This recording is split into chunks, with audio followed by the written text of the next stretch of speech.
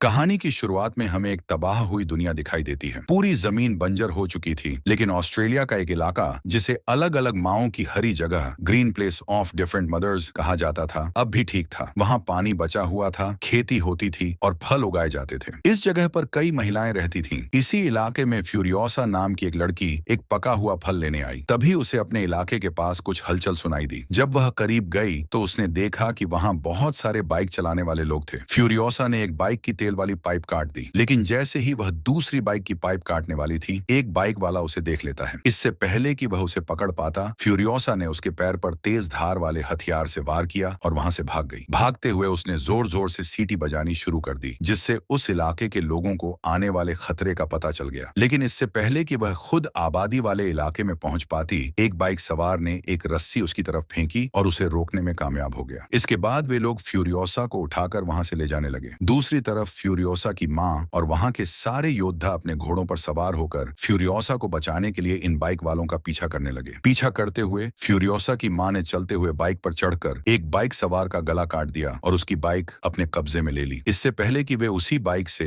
Furiosa को बचाने के लिए निकलते, इलाके के लोगों ने उन्हें कुछ बीज दिए और यह याद दिलाया कि चाहे कुछ भी हो जाए, दूसरे लोगों को हरी जगह ग्रीन प्लेस का पता नहीं चलना चाहिए। साथ ही जो लोग ग्रीन प्लेस को देख चुके हैं, उनमें से कोई भी जिंदा नहीं बचना चाहिए। ये सुनते ही वह तेजी से आगे बढ़ जाती है और गन से हमला करते हुए एक बाइकर को मार देती है। आगे के दो बाइकर्स रुककर यह देखने की कोशिश करते हैं कि आखिर क्या हुआ और वह बाइकर क्यों गिर गया। तभी उन्हें दूर से फ्यूरियोसा की मां आते हुए दिखती है। डरकर उन्होंने अपनी बाइक्स मोड़ ली। इस बीच फ्यूरियोसा ने जिस बाइक पर उसे बांधा गया था, उसकी तेल पाइप काट दी थी। फ्यूरियोसा की मां उस मरे हुए बाइकर की बाइक के स्पेयर पार्ट्स से अपनी बाइक को ठीक करती है और उसकी बाइक का बचा हुआ तेल अपनी बाइक में डालकर फिर से उन बाइकर्स का पीछा करने लगती है। चलते चलते अब रात भी हो चुकी थी और बाइकर्स की उस बाइक का ईंधन खत्म हो गया जिस पर फ्यूरियोसा बंधी हुई थी, क्योंकि उसने पहले ही पाइप काट दी थी। ईंधन खत्म होने पर दोनों बाइकर्स आपस में झगड़ने लगे। इसी मौके का फायदा उठाकर फ्यूरियोसा ने अपने हाथ छुड़ा लिए और वहां से भागने लगी, लेकिन वह अपने घर पहुंचने में कामयाब नहीं हो पाई, क्योंकि बाइकर्स ने उसे दोबारा पकड़ लिया। जिसके बाद वे लोग दोबारा अपने इलाके की तरफ बढ़ने लगते हैं। सुबह होते ही हम देखते हैं कि फ्यूरियोसा की मां बाइकर्स के कैंप तक पहुंच चुकी है। वहां उसे ग्रीन प्लेस में घुसे हुए बाइकर्स और फ्यूरियोसा दिखाई देते हैं। फ्यूरियोसा की मां एक बाइकर को गोली मारकर खत्म कर देती है, लेकिन दूसरा बाइकर फ्यूरियोसा को सही सलामत लेकर अपने एक ठिकाने तक पहुंच जाता है। वहां पहुंचकर वह लोगों को यह खुशखबरी देता है कि उसे ग्रीन प्लेस का पता चल गया है, जहां बहुत सारे संसाधन और महिलाएं मौजूद हैं। ये सुनते ही फ्यूरियोसा समझ जाती है कि अब उसके इलाके और वहां के लोगों पर बड़ा खतरा आने वाला है। वह जानती है कि यह बाइकर ग्रीन प्लेस की लोकेशन अपने लोगों को जरूर बता देगा। इसीलिए फ्यूरियोसा समझदारी से काम लेती है और उस आदमी के गले में रस्सी का फंदा डालकर सबके सामने उसे बाइक से गिराकर मार देती है। आखिरकार उसने और उसकी मां ने उन सभी बाइकर्स को खत्म कर दिया था जिन्हें ग्रीन प्लेस की लोकेशन का पता था। अब बाइकर्स फ्यूरियोसा को अपने लीडर के पास लेकर जाते हैं, क्योंकि वही लीडर उन्हें ग्रीन प्लेस तक ले जाने का तरीका ढूंढ सकता है। बाइकर्स का लीडर बहुत चालाक था। उसने फ्यूरियोसा से अच्छा व्यवहार किया और अपने लोगों से भी कहा कि उसका अच्छे से ख्याल रखें, ताकि वह उसे झांसा देकर ग्रीन प्लेस की जानकारी हासिल कर सके। रात होने पर फ्यूरियोसा की मां भी उसी कैंप में पहुंच जाती है। उसने एक मरे हुए बाइकर के कपड़े पहनकर खुद को बिल्कुल उनकी तरह बना लिया था। वह असल में फ्यूरियोसा को ढूंढने के लिए यहाँ आई थी। फ्यूरियोसा की मां हर कैंप में जाकर उसे खोजती है और जहां भी उसे फ्यूरियोसा नहीं मिलती, वहां के सभी लोगों को गोली मारकर खत्म कर देती है। आखिरकार फ्यूरियोसा की मां उस कैंप तक पहुंच जाती है जहां फ्यूरियोसा को रखा गया था। उसने फ्यूरियोसा को आजाद कर लिया। वहां एक आखिरी लड़की को मारने से पहले वह लड़की कहती है, मुझे मत मारो, मैं भी तुम्हारी बेटी की तरह ही यहाँ फंसी हुई हूँ। ये सुनकर फ्यूरियोसा की मां ने उस लड़की को छोड़ दिया और फ्यूरियोसा को अपनी बाइक पर लेकर वहां से भाग गई। लेकिन उसे यह पता नहीं था कि जिस लड़की पर उसने रहम किया, वही उन्हें धोखा देगी। वह लड़की जाकर इमरजेंसी अलार्म बजा देती है, जिससे कई बाइकर्स फ्यूरियोसा और उसकी मां के पीछे पड़ जाते हैं। दूर से ही बाइकर्स ने उन पर बम से हमला किया, जिसकी वजह से फ्यूरियोसा की मां के सारे कपड़े जल गए। आग से बचने के लिए उसने अपने ऊपर पहना हुआ आर्मर सूट उतार दिया और जल्दी से बाइक पर वापस बैठ गई। जितनी तेजी से हो सकता था उतनी तेजी से वे वहां से भाग निकली, लेकिन बहुत दूर निकलने के बावजूद भी बाइकर्स लगातार उनके पीछे लगे रहे। फ्यूरियोसा की मां यह समझ चुकी थी कि अब वह इन बाइकर्स से नहीं बच पाएंगी, इसलिए उन्होंने बाइक से उतरकर फ्यूरियोसा को बाइक दे दी और उसे अकेले घर जाने को कहा। साथ ही उन्होंने फ्यूरियोसा को एक बीज भी दिया और कहा, वापस जाकर इसे उगा देना। फिर वह खुद बाइकर्स को शूट करने के लिए वहीं रुक गई। हालांकि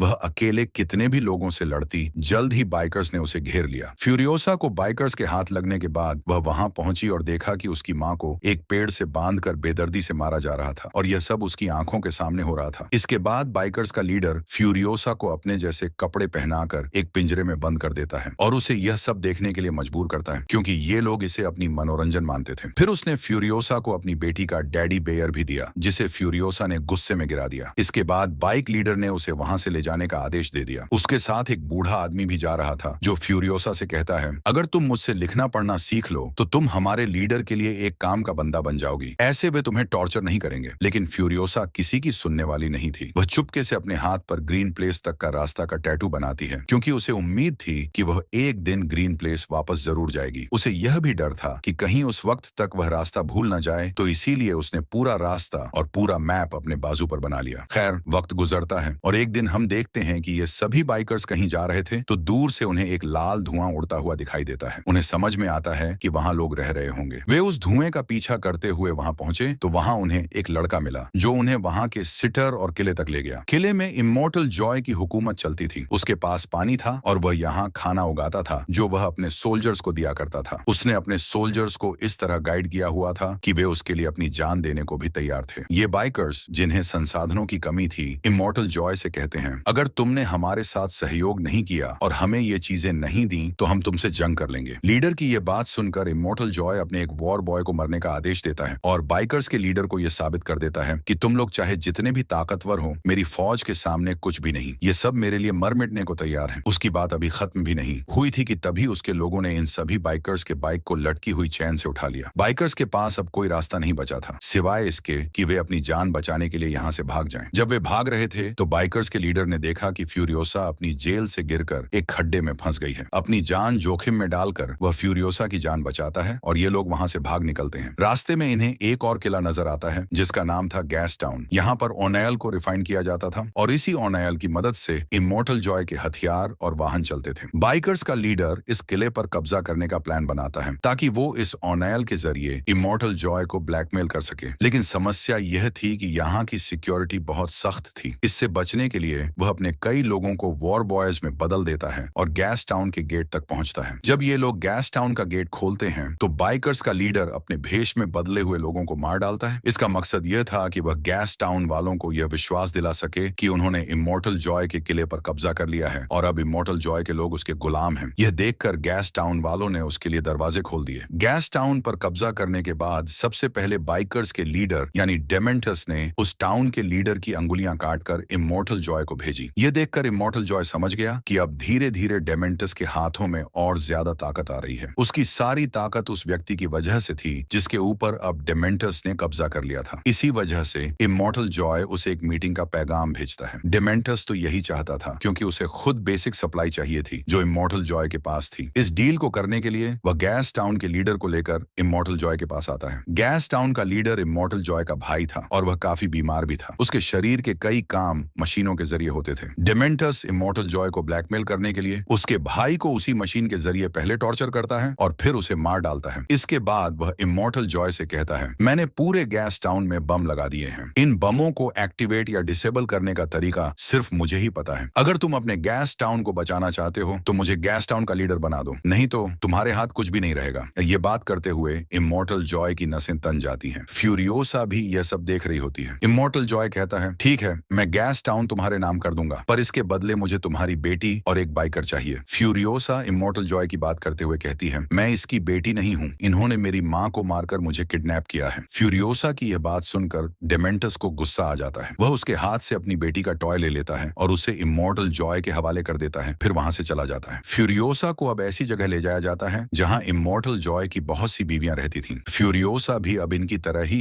इमॉर्टल जॉय की एक बीवी बनकर उसके हरम में रहने वाली थी। ये सारी औरतें बहुत अच्छी थीं और वे फ्यूरियोसा के साथ भी अच्छा बर्ताव करती हैं। लेकिन फ्यूरियोसा सिर्फ इस बात पर ध्यान देती है कि कैसे इमॉर्टल जॉय इन सभी लड़कियों को अपने साथ रखने के लिए मजबूर करता है। इधर फ्यूरियोसा देखती है कि जब इमॉर्टल जॉय की एक बेटी पैदा होती है तो गुस्से में वह अपनी बेटी को जिंदा दफनाने का आदेश दे देता है। उसे सिर्फ बेटों की जरूरत थी। ऐसा नहीं था कि उसके पास बेटे नहीं थे, उसके बहुत से बेटे थे, लेकिन उसकी नजर में कोई भी हेल्दी नहीं था। इसलिए उसने इन सब लड़कों को वॉर बॉयज के तौर पर रख लिया था। उसने इतनी सारी बीवियां भी इसलिए रखी थी कि एक दिन उसका हेल्दी बेटा पैदा होगा जो उसकी तरह ताकतवर होगा और उसके साम्राज्य पर हुकूमत करेगा। हम देखते देखते हैं कि इमॉर्टल जॉय के एक बेटे की नजर फ्यूरियोसा पर पड़ती है। वह उसे बालों से पकड़कर उसके साथ ज्यादती करने की कोशिश करता है, लेकिन फ्यूरियोसा बाल छुड़ाकर भाग जाती है। अगली बार वह चाहती थी कि ऐसा फिर से न हो, क्योंकि उसे पता था कि यह लड़का उसे फिर तंग करेगा। इसलिए उसने अपने सारे बाल काटकर नेट और वैक्स की मदद से एक विग बना ली। इस दौरान फ्यूरियोसा के पास उसकी माँ का दिया हुआ पीच सीट भी था, जिसे उसने आज तक संभाल कर रखा था। कुछ समय बाद जब वह लड़का फिर फ्यूरियोसा को तंग करने के लिए आया और उसके बाल पकड़े, तो फ्यूरियोसा अपनी विग को उसके हाथों में छोड़कर वहां से भाग गई। वह लड़का भी उसे ढूंढने के लिए उसके पीछे भागता है, लेकिन बीच में उसे अपना भाई मिल जाता है। वह उससे पूछता है, तुम यहाँ क्या कर रहे हो? लेकिन उसके पास कोई जवाब नहीं था। उसने फ्यूरियोसा का विग भी फेंक दिया था, क्योंकि उसे डर था कि कहीं उसके पिता उसे देखकर सजा न दे दें। खैर, वह बहुत कोशिश करता है कि फ्यूरियोसा को ढूंढ सके, लेकिन फ्यूरियोसा मिलती नहीं है, क्योंकि अब वह खुद को एक लड़के की तरह बना चुकी थी। ऐसे उसने अपनी इज्जत भी बचा ली और उसे शहर के अंदर काम भी मिल गया। उछलने कूदने में वह बहुत तेज थी, इसलिए उसे काम दिया गया था इमॉर्टल जॉय की बड़ी बड़ी मशीनों के अंदर चेन लगाने का। समय बीतता है और हम देखते हैं कि 15 साल बाद अब फ्यूरियोसा बड़ी हो चुकी है। कोई भी उसे पहचान नहीं पाता कि वह वही लड़की है। वह भी इसलिए क्योंकि आज तक फ्यूरियोसा ने लड़का बनने का नाटक किया और साथ ही इमॉर्टल जॉय के वो सारे काम पूरे किए, जिससे उसे यकीन हो गया कि फ्यूरियोसा भी उसके लिए वफादार है। इस बार इमॉर्टल जॉय उन्हें एक बड़ी सी ड्रिल बनाने का काम देता है, जो किसी भी चीज को आसानी से तबाह कर सकती थी। ये लोग ऐसी ही एक मशीन बनाने में कामयाब हो भी जाते हैं। जैसे ही वे इसे पहली टेस्ट ड्राइव के लिए बाहर लेकर जाते हैं, तो इसके ऊपर डिमेंट के लोग हमला कर देते हैं। डिमेंट के लोग पैराशूट्स के जरिए इस मशीन पर और वॉर बॉयज के ऊपर बम से हमला करते हैं। जैक, जो कि इस ट्रक को चला रहा था, वह ट्रक को नहीं रोकता बल्कि चलाता रहता है। डिमेंट के लोग इस ट्रक पर हमला कर देते हैं, जिसके कारण ट्रक में एक बड़ा नुकसान हो जाता है। इस समय फ्यूरियोसा बहादुरी दिखाती है और चलते हुए ट्रक के नीचे जाकर उस नुकसान को ठीक करने की कोशिश करती है, ताकि जैक इस ट्रक को जल्दी से वहां से ले जा सके। लेकिन उसकी कोशिश को नाकाम करने के लिए डिमेंट का एक आदमी भी ट्रक के नीचे आ जाता है और वह ट्रक के नीचे बम लगा रहा था। फिर फ्यूरियोसा ना सिर्फ उससे लड़ती है, बल्कि उसे मारकर गिराते हुए उसका बम भी ट्रक से हटा देती है। इसके बाद वह ट्रक का नुकसान ठीक करते हुए ट्रक के अंदर चली जाती है। ट्रक के बाहर डिमेंट के लोग अभी भी वॉर बॉयज को मार रहे थे, और जब वॉर बॉय डिमेंट के छोटे से ट्रक पर हमला करता है, तो वह ट्रक एक्सीडेंट करके दूसरे ट्रक से टकरा जाता है, जिसकी वजह से फ्यूरियोसा को झटका लगता है और उसके सिर पर लगी हेलमेट गिर जाती है। उसके उड़ते हुए बाल देखकर जैक के सामने यह राज खुल जाता है कि वह एक लड़की है। लेकिन ये लोग अभी अपनी जंग पर ध्यान देते हैं और फिर फ्यूरियोसा बाइकर्स पर हमला करके उन्हें मारने में कामयाब हो जाती है। अपने दुश्मनों को खत्म करने के बाद उसने जैक को गन पॉइंट पर ले लिया, क्योंकि वह जानती थी कि जैक अब उसके लिए समस्या खड़ी कर सकता है। लेकिन जैक उसे कहता है, तुम एक अच्छी वॉरियर हो और मुझे इस बात से फर्क नहीं पड़ता कि तुम्हारा जेंडर क्या है। हमें काम दिया गया है इस ट्रक को कंट्रोल करने का, और मैं चाहता हूं कि तुम एक टीम के सदस्य की तरह इसमें मेरा साथ दो। फिर फ्यूरियोसा समझ जाती है और ये लोग इस ट्रक को लेकर गैस टाउन के अंदर पहुंचते हैं, जहां कई सालों बाद डिमेंट्स फ्यूरियोसा को देखता है। लेकिन अब वह काफी बड़ी हो चुकी थी, इसलिए डिमेंट्स ने उसे पहचाना नहीं। पता चलता है कि डिमेंट्स के पास ऑनेल की सप्लाई खत्म हो गई है, जिसके बदले में वह दूसरी सप्लाई इमॉर्टल जॉय से लेता था। वह यहाँ जैक से कहता है, मेरी किसी तरह इमॉर्टल जॉय से मीटिंग करवा दो। जैक मान जाता है, लेकिन वह बिना कुछ किए उन्हें कोई सप्लाई देने को तैयार नहीं था। इसीलिए ये सारे बाइकर्स उनके ऊपर हमला कर देते हैं और सारा फूड चुराने लग जाते हैं। इसे बचाने के लिए फ्यूरियोसा अपना ट्रक लेकर यहाँ से बाहर निकल जाती है और जैक उन लोगों को मारने लगता है जो उनके ट्रक के पास आने की कोशिश कर रहे थे। खैर, ये लोग अब बचते बचते वापस अपनी सेटलमेंट में पहुंच जाते हैं और इमॉर्टल जॉय को डिमेंट से मिलने का पैगाम दे देते हैं। इस सारी लड़ाई में फ्यूरियोसा को एक तीर भी लग चुका था। जैक उस तीर को उसके कंधे से निकालता है और फिर उसे स्टिचेस लगाता है। बातों ही बातों में ये लोग बहुत करीब आ गए। जैक ने उससे पूछा, तुम्हारे पेरेंट्स की कैसे डेथ हुई थी? फ्यूरियोसा ने बताया कि उसे ये बाइकर्स किडनैप करके यहाँ छोड़ गए थे। फिर फ्यूरियोसा उसे वह पीच सीट भी दिखाती है जो उसकी माँ ने उसे दी थी। इसके बाद वह अपना हाथ दिखाती है जहाँ पर ग्रीन प्लेस जाने तक का नक्शा बना था। उसे आज भी उम्मीद थी कि वह वहाँ जा सकेगी। जैक कहता है, मैं वादा करता हूँ, मैं कोशिश करूंगा कि तुम्हें तुम्हारी जगह तक पहुंचा दूं। और फिर फ्यूरियोसा कहती है, मैं चाहती हूँ कि तुम भी मेरे साथ आओ। यहाँ पर इन्हें इमॉर्टल जॉय का मैसेज मिलता है कि वह डिमेंट से मीटिंग के लिए जा रहा है और इन्हें भी अपनी पूरी फौज तैयार करके उसके पीछे जाना होगा। जैक उसे रिग में नहीं बैठाता, बल्कि एक अलग ट्रक चलाने का काम देता है, क्योंकि उसका प्लान था कि वह सबको धोखा देते हुए इसी ट्रक के जरिए ग्रीन प्लेस तक पहुंच जाएंगे। ये लोग जैसे ही गैस टाउन पहुंचते हैं, तो एक ट्रक पहले ही गैस टाउन के अंदर जाने में कामयाब हो जाता है, जबकि फ्यूरियोसा यहीं से अपना मुंह मोड़ लेती है। वह अब इंतजार कर रही थी कि जैक भी उसके साथ आएगा, लेकिन जैक ने उसके साथ आने के बजाय हवा में एक हरा धुआं छोड़ा, जिसका मतलब था कि वह यहाँ जंग करने के लिए वॉर बॉयज को बुला रहा था। ये देखकर देखकर फ्यूरियोसा नाराज हो गई और अकेले ही वहां से निकल गई। इससे पहले कि वह ग्रीन प्लेस तक पहुंच जाती, उसके पास मौका भी था, लेकिन वह नहीं गई। उसके दिल में जैक का ख्याल आया, जो वहां अकेले जंग लड़ रहा था। इसीलिए वह जैक की मदद करने के लिए वापस गैस टाउन में आ जाती है और अपनी स्नाइपर लेकर वहां सबको शूट करना शुरू कर देती है। उसी की एक गोली डिमेंट को बीच में छूकर गुजर जाती है। जैक अपने रिग से गैस टाउन का गेट तोड़ते हुए अंदर घुस जाता है और इस रिग पर लगी ड्रिल को चलाकर वह यहाँ का सारा स्ट्रक्चर तोड़ने लगता है। ऐसा करते हुए बाइकर्स भी उसे रोकने के लिए उस पर हमला करते हैं और इस सब में उसका रिग टूटकर वह खुद एक गड्ढे में गिर जाता है। ठीक समय पर फ्यूरियोसा वहां एंट्री करती है और एक बाइक से चैन लटकाकर उसे वहां से बाहर खींच लेती है, जिसके बाद ये लोग एक दूसरे ट्रक में बैठकर वहां से बाहर निकल जाते हैं। अब इन लोगों का इरादा था कि यह लोग यहाँ से भागकर ग्रीन प्लेस निकल जाएंगे, लेकिन वे नहीं जानते थे कि डिमेंट उनके पीछे पीछे था। डिमेंट का ट्रक जैसे ही फ्यूरियोसा के ट्रक के साथ जुड़ता है तो फ्यूरियोसा उस ट्रक के ऊपर हमला करने के लिए अपनी गन बाहर निकालती है और इस सब में उसका हाथ दोनों ट्रकों के बीच में आ जाता है। यह वही हाथ था जिसके ऊपर उसने मैप बनाया था। अब ये लोग डिमेंट के हाथों में फंस चुके थे। डिमेंट ने इन्हें बंदी बना लिया था। अचानक से इनके आसपास बाइक्स घूमने लगती हैं और जैक को बाइक से बांधकर गोल घेरों में घुमाया जाता है, जिससे वह हर गुजरते सेकंड में अपनी मौत के करीब जा रहा था। वहीं फ्यूरियोसा को जंजीरों से बांध दिया गया था और उनके इर्द गिर्द भी बाइक्स तेजी से घूम रही थी। डिमेंट इन सबको देखकर खुश हो रहा था। जब वह बोर हो जाता है तो पीछे मुड़कर देखता है, जहां फ्यूरियोसा अब अपना कटा हुआ बाजू छोड़कर वहां से भाग चुकी थी। गुस्से में डिमेंट अपने ट्रक में बैठकर उसे पीछा करने के लिए आगे बढ़ता है, लेकिन उसे पता चलता है कि फ्यूरियोसा ने उसके ट्रक का टायर उतार लिया था, जिसकी वजह से उनका एक्सीडेंट हो गया। फ्यूरियोसा जिस बाइक से यहाँ से भाग रही थी, थोड़ी दूर जाने पर उस बाइक का पेट्रोल खत्म हो जाता है। इसके बाद उसे अपना सफर पैदल तय करना पड़ता है। उसका बाजू बुरी तरह जख्मी था और वह ठीक से चल नहीं पा रही थी। ऊपर से इस इलाके में तपती धूप भी थी। इन सभी कारणों से वह बेहोश हो जाती है। उसकी खुशकिस्मती से यहाँ पास में एक वार बॉय ने उसे देख लिया और उसे वापस ले आया। यहाँ उसका इलाज हुआ और जब उसे होश आया तो उसने पागलों की तरह इमॉर्टल जॉय से मिलने की बात की। जब उसे इमॉर्टल जॉय के पास ले जाया गया तो उसने इमॉर्टल जॉय को बताया कि डिमेंट्स जल्द ही उनके ऊपर हमला करने के लिए आ रहा है। उसने गैस टाउन को भी तबाह करने का प्लान किया है। इमॉर्टल जॉय इस सब के लिए प्लान बनाता है कि वे लोग डिमेंट के गैस टाउन को तबाह करने से पहले ही वहां पहुंच जाएं, यानी इससे पहले कि डिमेंट सिटर पर हमला करें, ये लोग गैस टाउन पर हमला करने वाले थे। जैसे ही ये लोग गैस टाउन के पास पहुंचते हैं, डिमेंट भी इन्हें देखकर जंग का ऐलान कर देता है। सिटरडिन और गैस टाउन के बीच इन दोनों दलों के बीच जंग शुरू हो जाती है, जो हफ्तों तक चलती है। दोनों टीम के लोग एक दूसरे को बुरी तरह से मारते रहे। इस सब के दौरान फिरसा ने सिटरडिन में जाकर अपना एक मैकेनिकल हाथ बना लिया और फिर एक कार को ठीक करने के लिए टायर ले लिया। आगे बढ़ते हुए उसे यह देखने को मिलता है कि डिमेंट्स और उसके बाकी बचे लोग अपनी जान बचाकर भाग रहे थे, जिनकी नजर अब फ्यूरियोसा पर पड़ चुकी थी। इससे पहले कि ये लोग फ्यूरियोसा पर हमला करते, फ्यूरियोसा तेजी से कार चलाते हुए आती है और अपनी गाड़ी से इन सबको टक्कर मारते हुए आगे बढ़ जाती है। उसने सबको मार दिया, लेकिन डिमेंट कहीं नजर नहीं आया। उसने दूर देखा तो एक बाइकर वहां से भाग रहा था। यह कोई और नहीं बल्कि डिमेंट ही था, लेकिन डिमेंट की मौत अब करीब थी, क्योंकि उसकी बाइक भी खराब हो चुकी थी और अब फ्यूरियोसा भी उसके पास आ चुकी थी। फ्यूरियोसा उसे एक बार में मार सकती थी, लेकिन उसने इतना आसान नहीं किया। वह डिमेंट को यह याद दिलाना चाहती थी कि वह कौन है और वह डिमेंट के पीछे क्यों पड़ी है। उसने उसे इतने टॉर्चर किया कि वह बेहोश हो गया। जब उसे होश आया तो फ्यूरियोसा ने उसे बताया, मैं वही लड़की हूँ जिसे तुम 15 साल पहले किडनैप कर लाए थे और जिसकी आंखों के सामने तुमने उसकी माँ को मार डाला था। डिमेंट को अब भी फ्यूरियोसा की पहचान ठीक से नहीं हो रही थी, तो फ्यूरियोसा ने उसके साथ चेन से बंदी बनाकर उसका टेडी बियर काट लिया। अब डिमेंट पहचान जाता है कि फ्यूरियोसा कौन है। वह माफी मांगता है और कहता है, अगर तुम मुझे माफ कर दो तो हम दोनों मिलकर यहाँ पूरी जगह पर हुकूमत कर सकते हैं। तुम बहुत बहादुर हो। उसकी यह बातें सुनकर फ्यूरियोसा फिर से उसका टेडी बियर जमीन पर गिरा देती है और फिर वह उसके सिर पर गन पॉइंट कर देती है। तब लोगों को लगता है कि फ्यूरियोसा ने उसे मार दिया, लेकिन ऐसा नहीं था। असल में फ्यूरियोसा ने उसे जिंदा दफन कर दिया और उसके ऊपर अपना पीच ट्री लगा दिया, जिसका बीज उसे उसकी माँ ने दिया था। जमीन ने डिमेंट के न्यूट्रिएंट्स शक्ति से एक बहुत बड़ा पेड़ उगाया और उस पर एक पीच भी उगाया, जिसे डिमेंट अपनी आंखों से देख रहा था। यह बस उसका आखिरी वक्त था। इसके बाद शायद वह मर जाता। सीन कट होकर दूसरी ओर हम फिरसा को देखते हैं, जो अपनी कैद से इमॉर्टल जॉय की सभी बीवियों को बचाने में कामयाब हो जाती है। वह उन्हें रेस्क्यू करके ग्रीन प्लेस लेकर जाती है और इसे दिखाते हुए यह कहानी खत्म हो जाती है।